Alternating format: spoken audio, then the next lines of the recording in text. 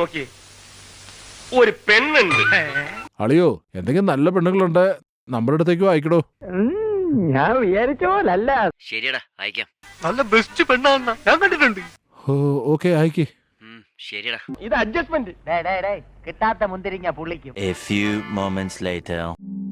Sir, എന്നെ സുരേഷ് സാറാണ് അയച്ചത്. ഇട്ടിപ്പെട്ട് സാധനം വളഞ്ഞത് തന്നെ. ഓ, സുരേഷ് അയച്ചാണോ? അതെ, സർ. ശരി ശരി, അകത്തേക്ക് വരൂ. അത്ര വലിയ ബന്ധങ്ങളിലേക്ക് പോണോ ശിവൻകുട്ടി? റേഷൻ കട മറന്ന് മണ്ണെണ്ണ വാങ്ങണോ? അകത്തേക്ക് പൊക്കോളൂ. എനിക്ക് മാത്രം ഒന്നും നടക്കണല്ലോ സാർ, എല്ലാവർക്കും കിട്ടുന്നുണ്ട്. ഇരിക്കേ. മണ്ടത്തരം കാണിക്കാനുള്ള ബുദ്ധി പോലും അവനില്ല. പേടിക്കേ വേണ്ട. നിന്നെ എവിടെ കണ്ട പോലെ ഉണ്ടല്ലോ. നിന്റെ നാടെവിടെയാ? പറഞ്ഞോളൂ. ഞാൻ ഈ നാട്ടുകാരിയാ സർ, കൊച്ചി. പക്ഷേ ഇതിനു മുമ്പ് നിന്നെ എവിടെയോ കണ്ട പോലെ ഉണ്ട്. സ്വാഭാവികം. നിങ്ങൾക്ക് ഇൻസ്റ്റാഗ്രാമിൽ വല്ല ഐഡി വല്ലതും ഉണ്ടോ? ഇല്ലല്ലോ സർ. പെൺകുട്ടികളാവുമ്പോ ഇവ കാര്യങ്ങളൊന്നും തുറന്നു പറയില്ല. കൃത്യസമയത്ത് ഹോസ്റ്റലിൽ എത്തിയില്ലെങ്കിൽ അവര് ഗേറ്റ് ക്ലോസ് ചെയ്ത് കളയും. Okay okay.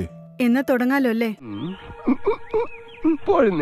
വേറെ എവിടെ കണ്ടെന്നൊരു പിടിയില്ലല്ലോ. സർ, എവിടെ വെച്ച് കണ്ടാലിപ്പ എന്താ? വന്ന ജോലി തീർക്കാൻ നോക്ക്. അല്ലേലും ഇവനൊന്നും ആവശ്യത്തിന് ഉപകരിക്കില്ല. എന്റെ കയ്യിൽ എങ്ങനെ ആയിരിക്കണം? മിനിമം ഒരു 500 ഡൈവേഴ്സ് കഴിഞ്ഞ് പിറ്റേ ദിവസം പെറ്റണിട്ടാണ്. ഇപ്പൊ മനസ്സിലായി. നീ മഹേഷിന്റെ സിസ്റ്റർ അല്ലേ? അതെ സർ. മഹേഷിന്റെ സിസ്റ്റർ ആയിട്ട് നീ ഇതുപോലുള്ള കാര്യങ്ങളൊക്കെയാണോ ചെയ്യണേ? കോളേജ് ഫീസ് കെട്ടാൻ വേണ്ടിയാ ഇങ്ങനെ ഒരു ജോലിക്ക് ഇറങ്ങിയത്. മോനെ, ഇതൊക്കെ ഒന്ന് തുടങ്ങി കിട്ടാനേ ബുദ്ധിമുട്ടുള്ളൂ. അത് കഴിഞ്ഞാ പിന്നെ ഭയങ്കര സുഖല്ലേ. ശരി, ശ്രദ്ധിച്ച് വീട്ടിൽ പോക്കോ. ശരിയേട്ടാ, എന്നാ ഇറങ്ങട്ടെ. ഞാൻ പോണ ആളെ മാറ്റി കഷ്ടപ്പെട്ടത് വെറുതെ ആയി.